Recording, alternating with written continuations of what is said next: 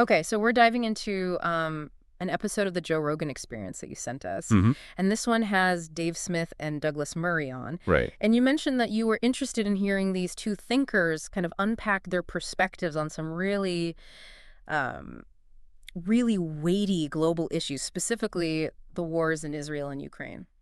Yeah, I mean, it's a long conversation, but I think what really might have caught your eye is that there's a lot of tension, Oh, yeah. a lot of disagreement, especially when it comes to the Israel-Hamas conflict and the war in Ukraine. Yeah, it's definitely not just a polite exchange of ideas. Right. These are two people who have very different viewpoints on some of the biggest things happening in the world right now. Exactly. And it's not just about the current events either. They get into the media coverage, the historical context, like all the factors that kind of led to where we are now, and of course the role of the United States. Yeah, for sure. And I think a big dividing line and something we're going to explore quite a bit is their fundamentally different understanding of the Israeli-Palestinian conflict. Yeah, that's a core area of tension.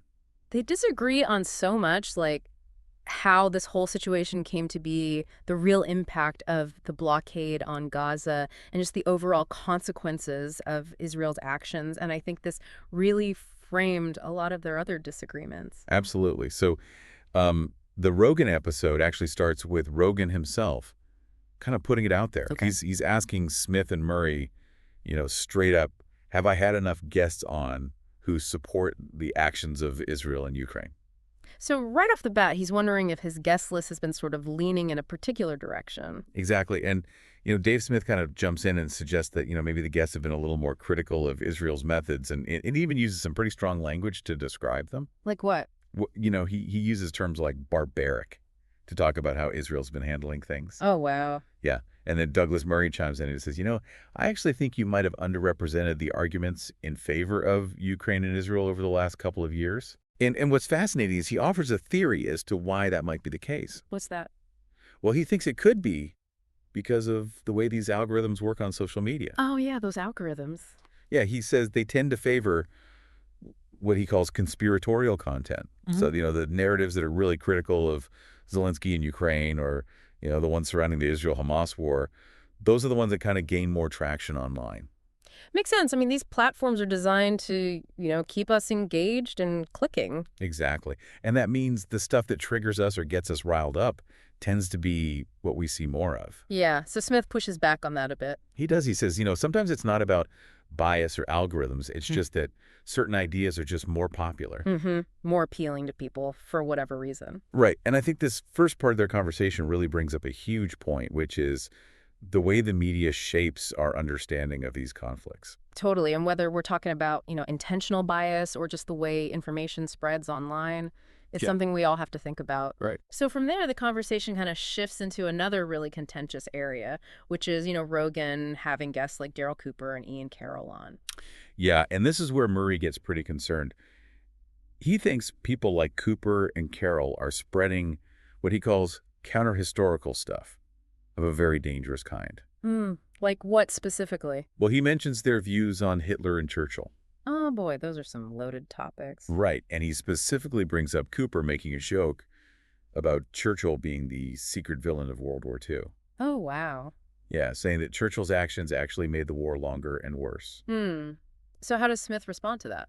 Well, he defends Cooper. Yeah. He's like, look, Cooper himself admitted that his view was hyperbolic and meant to be provocative. Okay, so like not meant to be taken literally. Exactly. And Smith also points out that Cooper said, he wasn't claiming that Churchill was like the worst person ever or committed the most atrocities. Yeah, but still a pretty bold statement. Yeah, for sure. And Murray then brings up Pat Buchanan, who's expressed similar criticisms of Churchill in the past. Oh, yeah, Buchanan. He's quick to dismiss Buchanan as not being a real expert on the subject. And he even mentions, Buchanan getting totally destroyed in debates with actual Churchill historians. So basically he's saying Buchanan doesn't know what he's talking about? Pretty much. Yeah. But Murray's main concern seems to be that this kind of edgy and funny approach, downplaying Hitler and criticizing Churchill, is pretty risky in today's world. Yeah, I can see that. He sees it as this, dangerous flirtation with really dark and ugly ideas, especially with the rise of right-wing sentiment. So Smith pushes back hard on that. He does. He's like, whoa, whoa, whoa. You can't lump Cooper in with people who are, trying to downplay the Holocaust or absolve Hitler. Right. He even says, I've had Cooper on my own podcast, and he definitely didn't try to minimize the horrors of the Nazi regime. Okay, so he's drawing a clear distinction there. Yeah, and he also brings up a really interesting point about how we use the word Hitler in America. Well, he says that we throw that word around so much as an insult that it kind of diminishes the actual evil of the historical figure. Yeah, I mean, we call everyone we disagree with Hitler. Right. And Smith's point is that it kind of cheapens the understanding of what Hitler actually did. That's a good But point. Murray pushes back on that, too. Yeah. He compares it to how some on the left have downplayed the atrocities of figures like Mao and Stalin. So he's saying there's a similar dynamic on both sides of the political spectrum? Right. He says there are movements now that are playing with this absolute beyond the pale thing. Wow. So this part of their conversation really gets into some deep stuff. Yeah, it's about how we interpret history, especially events as weighty as World War II and the Holocaust. Exactly. And it makes you think about the responsibility that people with big platforms have when talking about these sensitive topics. Absolutely. Okay, so their conversation then kind of shifts gears a bit, and they start looking at the origins and consequences of, these huge global conflicts, starting with the end of World War II. Right. And Murray brings up this plan that was being floated around at the time, a strategy to basically counter the Soviet Union's growing influence in Europe. So like a counter to the Soviets. Yeah. And he argues that this was a pretty logical approach, given, Churchill's worries about Soviet expansionism. Right. I mean, Churchill was famously wary of the Soviets. Yeah. But Smith, while not disagreeing with Churchill's concerns, he thinks there's room for debate about the specifics of Churchill's actions and the ultimate outcome of the war. Does. Well, he's particularly interested in decisions that led to Eastern Europe, falling under Stalin's control.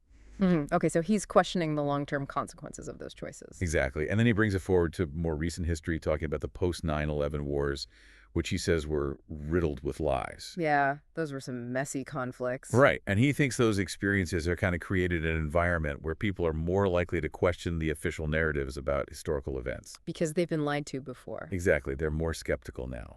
But Murray pushes back on that a bit, too. He does. He makes a distinction between criticizing specific mistakes that might have been made in a war versus, completely defining a historical figure like Churchill by one perceived error. So it's about nuance. Right. He's saying you can't just ignore Churchill's other contributions just because you disagree with one decision. And that kind of raises a question for us as well, right? Yeah, for sure. How do we evaluate these historical figures and events, especially with the benefit of hindsight? It's tough, right? How do you balance acknowledging the mistakes with understanding the context of the time? Totally. It's not always black and white. Nope. Okay, so then they move on to the war in Ukraine, and we really see their different perspectives on the U.S.'s role in all of this. Yeah, Murray lays out his pro-Ukraine argument pretty clearly. Okay, how so? Well, he starts by saying that all the focus on Ukrainian corruption, while, maybe a legitimate concern, it often distracts from the main issue, Which is Russia's invasions. Like, look, Russia invaded a sovereign nation without justification. And he also finds it interesting that Putin's own corruption, which is legendary, doesn't seem to get the same level of attention. like it's not as interesting to people. Yeah.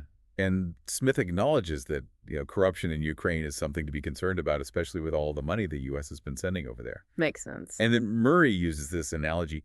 He brings up a debate about the origins of World War II, and he says, people were so focused on all these minor details that they kind of missed the main point, which was Hitler's invasion of Poland.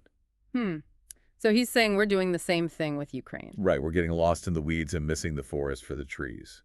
And Smith agrees on a basic level. He says, Russia rolling tanks into a neighboring country, that just can't be allowed. Yeah, but then he brings up Trump's take on the whole thing. Oh, boy. Yeah, he mentions how Trump said Zelensky started the war and called him a dictator. Which Smith clearly finds ridiculous. Because he uses the word ridiculous. And Murray, he generally identifies as anti-war, but he's clear about putting the blame for the invasion and the loss of life on Putin. Yeah. He's not letting Putin off the hook. No, and he even brings up Scott Horton's book, Provoked, which argues that while Western policy might have been provocative, Putin still had other options. So he's saying Putin bears the ultimate responsibility. Exactly. And Smith agrees with that. He says, when we're talking about wars of aggression, The focus should always be on the country that attacked first. Yeah, the aggressor. Right. And then they get into this really thorny topic of NATO expansion. Oh, yeah, that's a big one. So Smith brings up this memo from a former CIA director to Condoleezza Rice back in 2008. Interesting. And this memo reportedly warned that pushing for NATO membership for Ukraine could lead to war. So basically saying it was a bad idea. Yeah, and he also mentions Stoltenberg, the head of NATO, who claimed that Putin had actually proposed a treaty in late 2021 asking for a written guarantee that Ukraine wouldn't join NATO. Wow, so Smith is suggesting that Putin was looking for a way out. Maybe. Or at least he was trying to use it as an excuse for the invasion. Okay, I see. But Murray is immediately skeptical, like, how much can we really trust anything Putin says? Right. And he stresses that many Ukrainians are fighting because they believe Russia wants to bring back the Soviet Union. Yeah. They're not just worried about NATO. Okay, but Smith pushes back on that too. He does. He points out that people in both the Russian and the U.S. governments have admitted that NATO expansion was a point of contention. So he's saying it's not just Putin's propaganda. Right. It was a real issue. And they even talk about Kamala Harris's comments on Ukraine joining NATO. They do. But then Smith kind of shifts gears and brings up the 2014 Maidan protests in Ukraine. Oh, yeah, those are huge. And he suggests that the U.S. was heavily involved in those protests. He even mentions a figure of $100 million in U.S. support. Wow. And he argues that this U.S. involvement played a role in the overthrow of the then-president Yanukovych. It was. Well, he was the president at the time, but Smith points out that even though Yanukovych was potentially corrupt, he was democratically elected. Okay, so he's saying the U.S. was involved in regime change. Right. And he's like, imagine if another country did that in our backyard. How do we react? Exactly. But Murray counters that by bringing up Qatar. Qatar. Yeah, he's like, look, Qatar has a lot of financial influence in the U.S., but we're not trying to overthrow their government. So he's saying it's not a perfect comparison. Right. And Smith acknowledges that, but he says, it's different from actively working to oust a leader in a neighboring country. Okay. He also mentions this claim from a former Israeli defense minister who said that Israel was actually begging Qatar to fund Hamas. Oh, wow. That's a twist. Yeah, but Murray pushes back on that too. He Yeah. questions whether Smith is being consistent, only using quotes from powerful figures when they support his view. So basically he's saying be more skeptical. Ex- And then Smith brings up these admissions from Israeli figures like Netanyahu and Ehud Barak, who have supposedly said that they allowed funds to flow to Hamas to prevent a Palestinian state. But Murray's having none of that. He insists that the war was started by Hamas because they want to destroy Israel. So this whole part of their conversation really highlights just how complicated the situation in Ukraine is and how differently people interpret the same events. Totally. And it's not just about different facts. It's about different ways of seeing the world. Absolutely. And then, of course, they get into the Israel-Hamas conflict, which is, as we said, a huge area of disagreement for them. Yeah, and Murray starts off by saying he was completely shocked by the global reaction after the October 7th attacks in Israel. He was really disturbed by what he saw as attempts to justify or even support Hamas, despite the horrific things that happened. Yeah, it was a brutal attack. It was, and he even shares this conversation he had with someone who survived the Nova Music Festival massacre. And he contrasts that with how other terror attacks are treated. He says there's this lack of belief and empathy for the Israeli victims, especially the women who were raped. It's a really sensitive topic. It is, and Murray thinks this difference in response is partly because of this narrative that portrays Israel as uniquely evil. So he's saying that narrative kind of blinds people to the suffering of Israelis. Right, and he also emphasizes Hamas's stated goal of eliminating the Jewish people.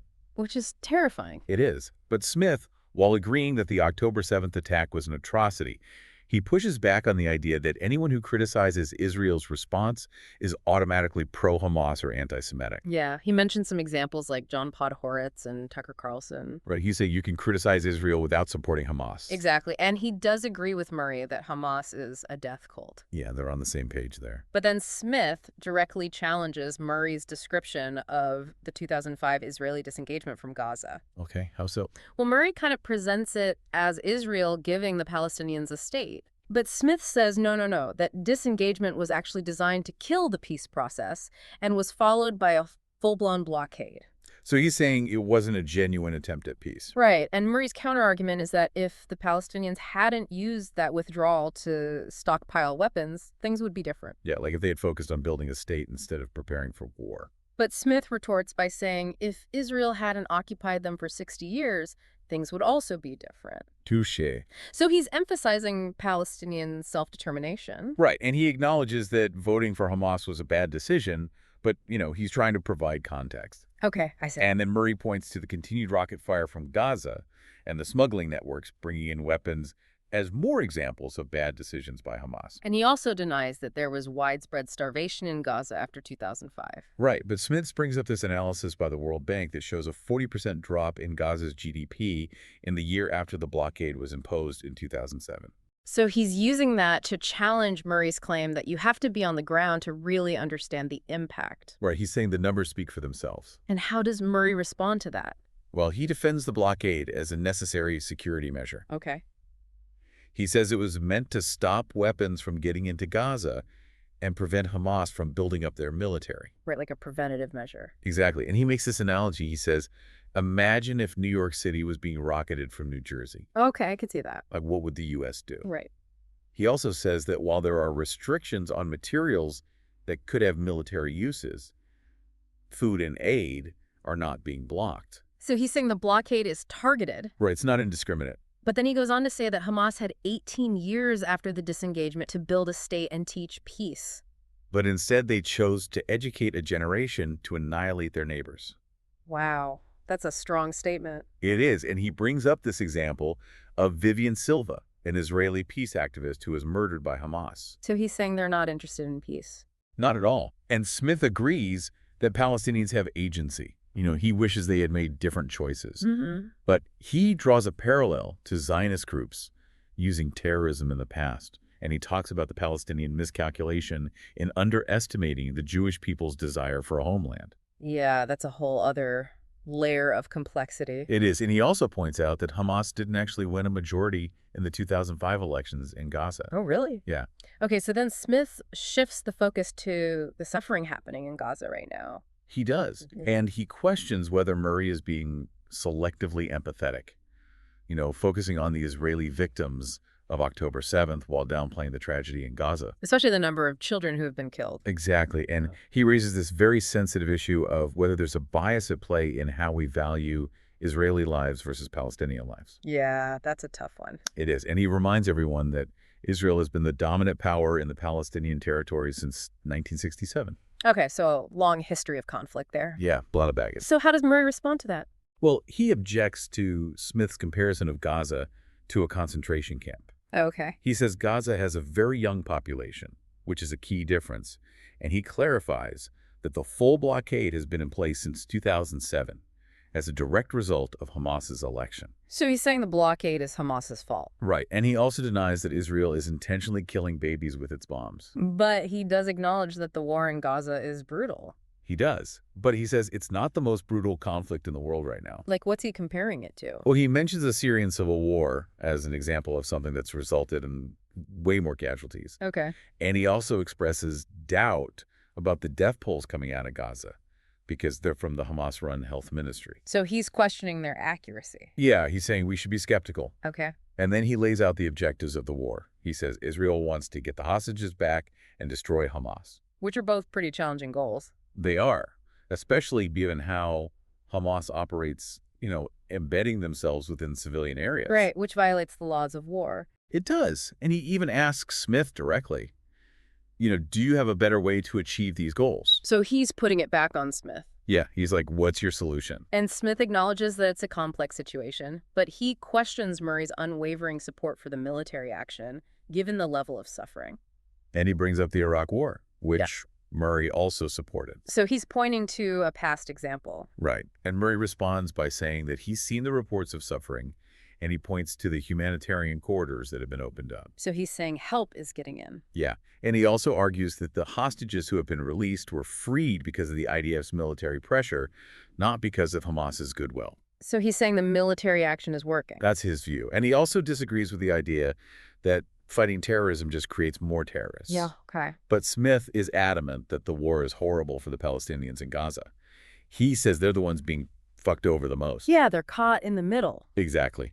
And Murray's response is that Israel was pulled back into Gaza because of Hamas. And he reiterates that Hamas is deliberately operating within civilian areas, booby-trapping buildings. Yeah, he even brings up this tragic story of Gadi Eisenkot's nephew, who was killed by Hamas firing from a mosque. So he's saying Hamas is using civilians as shields? Right. And he believes that Hamas can be effectively neutralized, but it will come at a cost. Okay, what kind of cost?